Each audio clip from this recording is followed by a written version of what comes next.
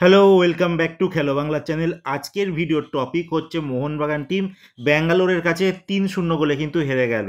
সেই টপিকে কিন্তু আজকের বিষয় মোহনবাগান টিম 3 গোলে হেরে গেল। আর এই ম্যাচে কিন্তু মোহনবাগান হারলো নয়, এই ম্যাচ হারার পর মোহনবাগান টিমের অনেক কিছু প্রশ্ন সামনে দাঁড় করিয়ে দিল।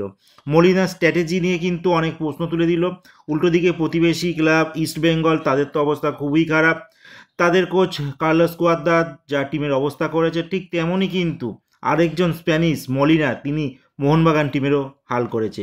মোহনবাগান টিম ইন্ডিয়াতে সবথেকে বিগেস্ট বাজেটের কিন্তু একটা টিম, যেখানে ন্যাশনাল টিমের অনেক সুপারস্টার খেলোয়াড়রা রয়েছে, যেখানে 2জন বিশ্বকাপার রয়েছে। তারপরও মোহনবাগান টিম কিন্তু এরমভাবে স্ট্রাগল করছে। তোমরা হয়তো দেখেছো ডুরান্ড কাপে কিন্তু মোহনবাগান টিম প্রত্যেক ম্যাচে গোল কনসিড করছিল, আর সেখানে 2-2 করে বা 1-1 করে রেজাল্ট হয়ে তারপর কিন্তু পেনাল্টি শ্যুট আউটের রেজাল্ট বেরোচ্ছিল। তো এইখানে আইএসএল টুর্নামেন্ট শুরু হয়েছে। প্রথম ম্যাচ মুম্বাইয়ের সঙ্গে ড্র, দ্বিতীয় ম্যাচে একটা বিতর্কিত গোলে নর্থ ইস্টকে হারানো, আর আলটিমেট 3 নম্বর ম্যাচে অ্যাওয়ে ম্যাচ ব্যাঙ্গালোরের কাছে কিন্তু 3-0 গোলের পরাজয় হলো। আর এই ম্যাচটার কথা যদি বলি, এই ম্যাচটা হয়তো আমার দেখা লাস্ট বিগত কিছু বছরে মোহনবাগান টিমের সব থেকে জঘন্যতম একটা ম্যাচ খেললো। আর এই ম্যাচে 4জন বিদেশি নিয়ে স্টার্ট করেছিল মোহনবাগান টিম, যেখানে কামিংস, পেত্তাতো, স্টম অ্যালফ্রেড আর গ্রে স্টুয়ার্ট 4জন কিন্তু স্টার্ট করেছিল। আর বলে রাখি, আরেকজন অ্যালবার্তো রদ্রিগেজ, তার তো কোনো পাত্তাই নেই। সপ্তম বিদেশি এসছে, তার কি খবর, হয়তো তাকে রেজিস্টার করানো হবে, কেমন খেলে সেটাও দেখার বিষয়। আর ম্যাকলারেন তো শুধু ঘুরতেই এসেছে, চোট নিয়ে এসেছিল, কি খেলছে কিছু বোঝা যাচ্ছে না, আদৌ কতটা তার সার্ভিস পাওয়া যাবে মোহনবাগান টিমে সেইটাও কিন্তু প্রশ্নচিহ্ন। আর বলে রাখি, বছর কিন্তু ব্যাঙ্গালোর টিম কিন্তু দুর্দান্ত খেলছে। আর এই ব্যাঙ্গালোর লাস্ট ইয়ার যেরকম স্ট্রাগল করেছিল, এইবার কিন্তু ব্যাঙ্গালোর টিম দেখতে পাওয়া যাচ্ছে যে তারা 3টে ম্যাচের মধ্যে 3টেই জয়লাভ করেছে। আর এই মুহূর্তে তারা কিন্তু লিগে 1 নম্বর রয়েছে। বলে রাখি, এবার কিন্তু 13খানা টিম কিন্তু এই আইসিএলে খেলছে, যেখানে প্রত্যেকটা টিমকে 24টা ম্যাচ খেলতে হবে।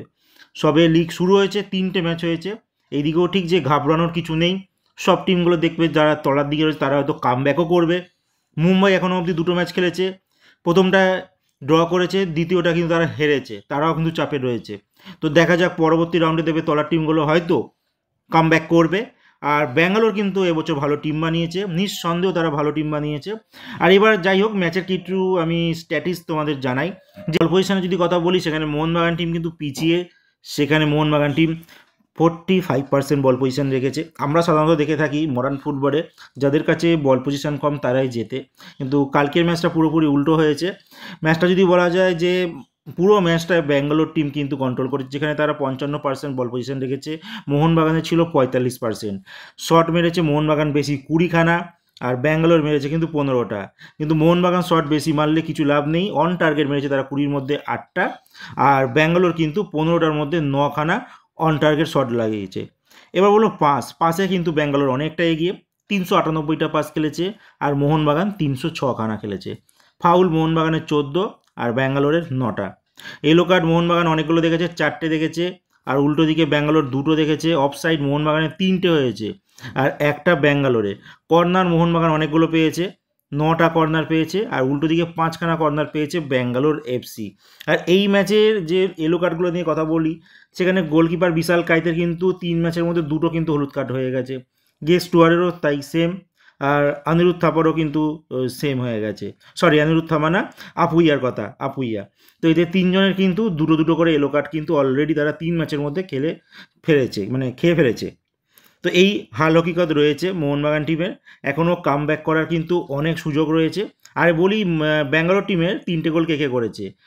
সুরেশ করেছে, এডগার মেন্ডেজ করেছে, আর সুনীল ছেত্রী করেছে। আর সুনীল ছেত্রী কিন্তু রেকর্ড করে ফেললো এই গোল করে। তো ও বেঁচে কিন্তু সমান সমান ছিল প্রথম ম্যাচের পর। আর 3 নম্বর ম্যাচের পর যে গোল করার পর সুনীল ছেত্রী কিন্তু আইএসএলের সবথেকে বেশি গোল করা খেলোয়াড় কিন্তু হয়ে গেল। তো যাই হোক, মোহনবাগান টিমের কিন্তু অবস্থা খুবই খারাপ। সামনে মোহনবাগানের কিন্তু 2 তারিখের টাকটার এক্সির সঙ্গে ম্যাচ আছে, আর সেই ম্যাচটা কিন্তু ক্যান্সেল মোটামুটি ধরে নেওয়া হচ্ছে। কেন ক্যান্সেল সেটা আমি একটা নতুন ভিডিওতে তোমাদের জানিয়ে দেবো। তো আপাতত ম্যাচের স্ট্যাটিস্টিক্স যা ছিল তাই তোমাদের সঙ্গে শেয়ার করলাম। তো আজকের মতো এতটুকুই, আবার নেক্সট ভিডিওতে তোমাদের বাকি আপডেটটা জানাচ্ছি।